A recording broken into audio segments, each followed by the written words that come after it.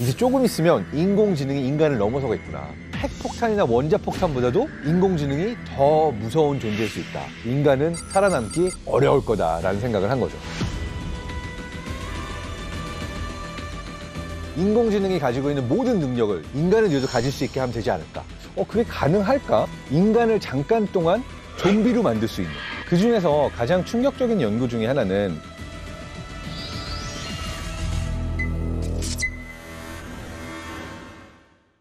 안녕하세요. 뇌과학 박사 장동선입니다. 저는 우리 인간의 뇌와 그리고 미래 기술들이 합쳐져서 앞으로 미래에는 어떠한 변화들이 일어날까가 굉장히 궁금한 뇌과학자입니다.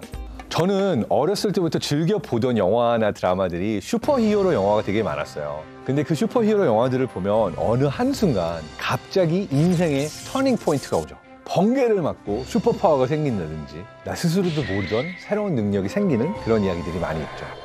그래서 우리 누구나 한 번씩 꿈꿔봤을 것 같아요. 저런 일이 나한테는 일어날 수 없을까?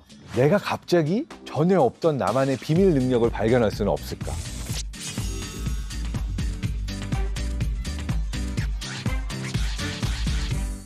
오늘 여러분과 함께 이야기하게 될 주제는 모두가 꿈꾸던 어떻게 하면 나의 뇌가 업그레이드 될 수 있을까? 내가 공부하지 않고도 세상의 모든 정보들을 뇌 안에 넣을 수 있는 방법은 없을까? 그리고 내가 갑자기 새로 태어나서 천재가 되는 일이 가능할까? 어느 날 제가 박사 과정을 하고 있을 때 같은 뇌과학 연구를 하던 친구 한 명이 저한테 와서 얘기하는 거예요.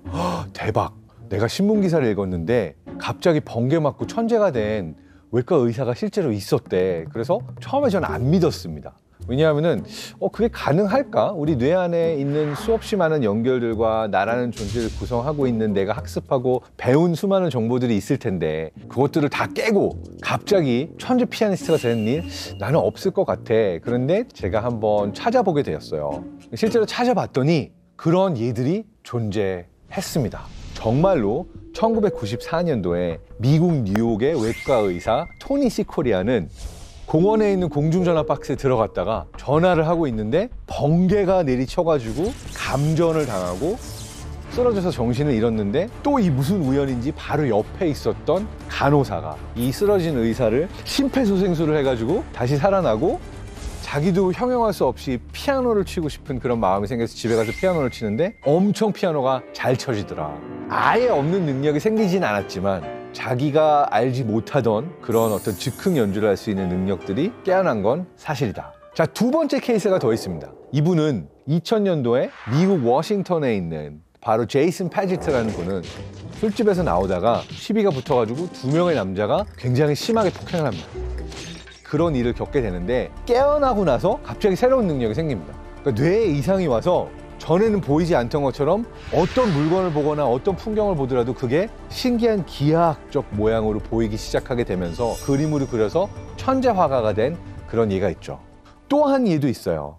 영국의 건설업자 토미 맥휴는 51세에 심한 뇌출혈을 경험하고 또 쓰러져서 병원에 가가지고 코마에 빠졌다가 다시 깨어나고 난 다음에 굉장히 유명한 시인과 화가로서의 삶을 죽을 때까지 경험하게 되는 거죠.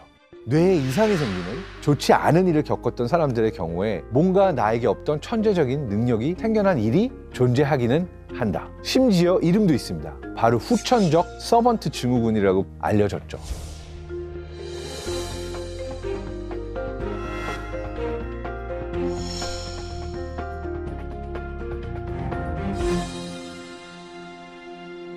근데 후천적 서번트 증후군의 경우에는 극히 일부고 전 세계에서 알려진 어떤 연구들이나 논문으로 남은 것은 70건에 불과하다고 알려져 있고요. 갑자기 머리에 충격이 와서 또는 뇌출혈을 경험하고 치료가 된 다음에 생겨나게 된 그러한 천재성, 이러한 분들을 일컬어서 후천적 서번트 증후군이라고 이름을 붙였습니다. 재미있는 거는 갑자기 천재가 되는 분야가 모든 분야에서 갑자기 천재가 되지는 않더라는 겁니다. 대부분의 경우에는 언어적 능력, 시적인 능력, 미술, 음악 또는 뭐 운동, 춤 또는 기하학이나 수화학처럼 특정 분야에서 갑자기 새로운 능력이 생겨난 것을 후천적 서번트 증후군에서 볼 수 있었다고 해요. 그래서 미국 플로리다에 있는 신경학자 베리트 브로가드의 경우는 그렇다면 이들의 뇌 안에서 어떤 일들이 일어났느냐라고 했더니 그 70명에서 공통적으로 변화가 일어난 것이 관측된 것은 뇌의 좌측 부위에 새로운 연결들이 일어나는 것을 발견했다고 하고요. 그 다음에 이와 비슷하게 치매 연구에서도 우리가 잘 알고 있는 치매는 알츠하이머성 치매죠. 근데 알츠하이머성 치매가 아니라 전두측두엽성 치매를 앓는 환자들도 있어요. 이걸 이제 frontotemporal dementia라고 그래서 치매의 진행이 조금 다른 환자들인데요. 근데 이들 중에서도 5명 중에서 4명 정도가 예술 분야에 종사하던 사람들이었고, 그 5명 중에 1명꼴로 치매는 진행이 되는데 뭔가 아티스트적인 능력들은 더 뛰어나지는 그러한 상황을 의사들이 발견해서 논문으로 낸 경우들이 있었습니다. 그러니까 정말 전 세계에 70명밖에 없지만 뇌에 충격을 받고 갑자기 예술적인 천재성을 발견하는 사람들, 그리고 전두측두엽성 치매를 앓는 환자들 중에서도 치매는 진행이 되는데 아티스트적인 능력은 더 뛰어나게 되는 사람들. 그런데 이들이 공통적으로 변화가 있었던 뇌 부위가 있었더라는 겁니다. 바로 좌측 측두엽. 물론 좌측 측두엽의 변화가 일어나는 모든 사람들이 천재가 되는 것은 아니었죠. 그렇지만 공통적인 부위에 어떤 기능이 변화했던 것을 본 것은 흥미로웠다고 뇌과학자들이 생각을 했습니다. 그 중에서도 이러한 것들을 관찰하면서 특히 흥미롭다고 생각했던 분이 호주 시드니에 있는 앨런 스나이더 교수님이었어요. 이 앨런 스나이더 교수님의 경우에는 아주 흥미로운 가설을 가지고 있었습니다. 뭐냐면, 우리 모두는 천재다. 그런데 우리 뇌 안에는 핸드 브레이크가 걸려 있다.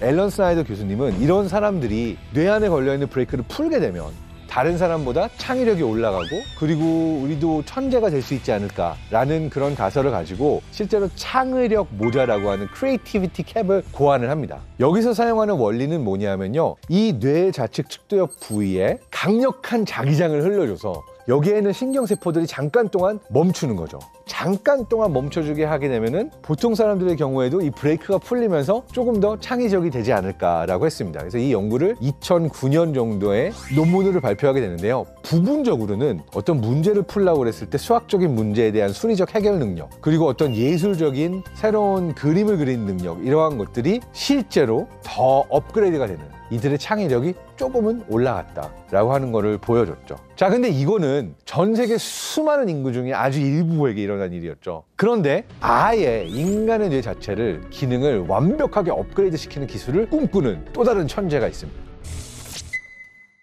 바로 테슬라를 창업하기도 하고 스페이스X를 창업하기도 했던 엄청난 우리 시대의 천재이자 괴짜 일론 머스크의 경우에는 정말 인간의 뇌를 업그레이드 시키는 일을 꿈꾸고 있습니다. 뇌와 인공지능을 결합한 새로운 인류를 창조하는 걸 꿈꾼다고 할 수가 있는데요. 일론 머스크는 대체 왜 이런 상상을 하게 된 걸까요? 그 이유는 한 가지였다고 합니다. 일론 머스크가 걱정한 거는 우리 인간이 가지고 있는 한계였다고 해요. 우리가 모두 충격을 받았던 이세돌 구단과 알파고, 이 경기를 보고 일론 머스크도 굉장히 충격을 받았다고 해요. 일론 머스크는 알파고와 이세돌 구단을 보면서 약간의 공포를 느꼈다고 해요. 왜냐하면 이제 조금 있으면 인공지능이 인간을 넘어서겠구나. 그러니까 이세돌 구단이 평생 동안 봐도 다 기억할 수 없을 정도의 많은 기보를, 알파고의 경우는 정말 일주일, 한 달이면 다 볼 수가 있었잖아요. 그래서 인간과 인공지능이 붙었을 때 점점 많아지는 정보의 양, 그리고 점점 높아지는 연산 능력을 가진 컴퓨터 칩과 경쟁했을 때 인간은 살아남기 어려울 거다라는 생각을 한 거죠.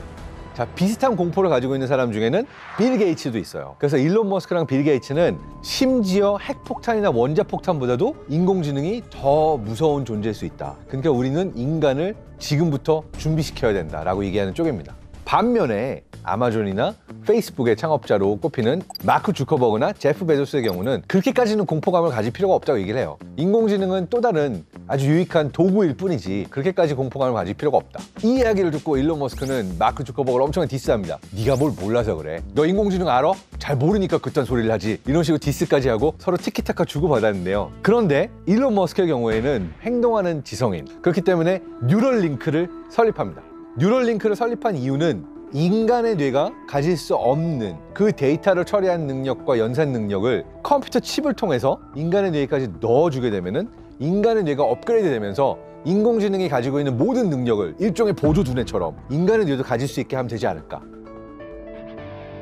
공부하지 않아도 정보가 뇌로 들어오고, 정말 인공지능이 가지고 있는 엄청나게 많은 양의 데이터를 프로세싱할 수 있는 능력을 컴퓨터 칩이 뇌에 연결이 돼가지고 해주는 거예요. 그래서 이 앨런 머스크가 뉴럴링크를 통해서 마치 라식 수술처럼 간단하게 칩을 이식하는 수술이 가능하다. 수술 기계도 보여줬고 실제로 이것이 그렇게 어렵진 않은 기술이라는 걸 보여주긴 했어요. 인간을 대상으로 보여준 것이 아니라 돼지를 대상으로 보여줬습니다. 걸을 때 어떤 반응을 보이는지 근육 신호 이런 예측까지도 이 칩을 통해서 우리가 다 읽어낼 수 있어 라고 보여줬습니다. 그런데 여기에는 한 가지 한계는 있어요. 바로 뇌 안에서의 신호를 어느 정도 읽어내는데 성공했다. 그렇지만 인공지능이 가지고 있는 정보를 뇌 안에 인풋, 넣어주는 것까지는 안 됐기 때문에 사실 아직까지는 반쪽짜리 기술이기는 합니다. 그런데 뇌 안에 전기 자극을 직접 주는 기계를 수술로 넣어주는 거? 사실 이 기술은 치료의 목적으로는 벌써 아주 오래전부터 활용되고 있는 기술입니다. 사실 1980년대 말부터 이루어지고 있습니다. 그러니까 이미 30년째 이루어지고 있는 거죠. 바로 이 기술은 Deep Brain Stimulation이라고 불리는 기술입니다. 전 세계에서 이 수술을 받은 사람들의 숫자만 해도 몇만 명에 이릅니다. 요 DBS라는 기술은 파킨슨병에 걸린 환자의 뇌에 전극을 심어서 치료를 시도하는 기술입니다. FDA에서도 요 파킨슨병이나 간질, 강박장애를 가지고 있는 사람들에게 뇌 심부 자극술을 정식으로 승인한 기술이죠. 파킨슨병의 경우에는 도파민의 분비에 문제가 생겨서 이 사람이 걸을 수도 없을 만큼 근육 경련을 일으키기도 하고 생활에 어려움을 겪는 환자들이 나오게 되는 병이죠. 그래서 이 전극 장치를요, 뇌에서 도파민을 분비하는 부위에 이식해서 넣습니다. 계속해서 전기 신호를 주게 되면서 도파민 분비가 부족해가지고 일어났던 파킨슨 병을 도파민 분비로 인해서 정상 생활을 할 수 있도록 해주게 된 겁니다. 그런 의미로 보게 되면은 앨런 머스크가 꿈꾸고 있는 뇌에 칩을 이식해가지고 사람들의 능력을 업그레이드 시키는 기술은 그냥 꿈꾸는 기술만이 아니라 실제로 상용화가 가능할 수도 있다고 상상을 할 수 있겠죠.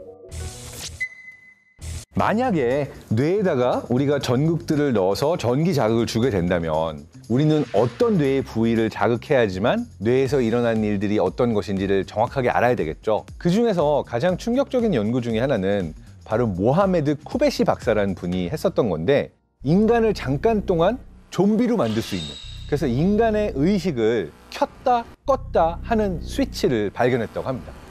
이 환자가 움직이고 이야기를 하다가 스위치를 켰더니 갑자기 5초 동안 멈춰서서 움직이지도 않고 아무 생각이 없는 것처럼 가만히 있다가 스위치를 끄니까 다시 움직이기 시작했는데, 자기가 5초 동안 멈춰 있었다는 사실조차도, 그리고 자기가 아무런 자극을 받은 기억이 없는 겁니다.